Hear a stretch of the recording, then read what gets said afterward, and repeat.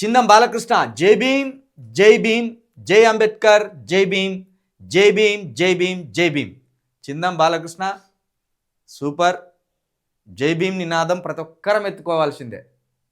నిన్న నేను జై భీమ్ మన బీసీ బిడ్డలు ఎత్తుకుంటే తప్పించి 42% సాధ్యం కాదు అని చెప్పిన ఇక కథ మా చాలామంది మిత్రులు మా బీసీలు ఫోన్ చేసి జై భీమ్ అంటే మాకేం పెద్దగా ఇబ్బంది ఏం లేదు, కాకపోతే దాని పట్ల ఎందుకో అవగాహన లేదన్న చాలామందికి అని ఫోన్ చేసి అవగాహన కల్పించుకోవాలి. ప్రతీది మనం పుట్టుకతోటే రాదు, పుట్టగానే మనం ఏం నడవము.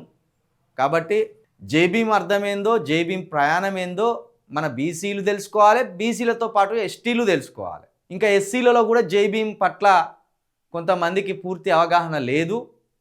అంబేద్కర్ పట్ల కొంతమంది ఎస్సీలకు ఇంకా పూర్తి స్థాయి అవగాహన లేదు.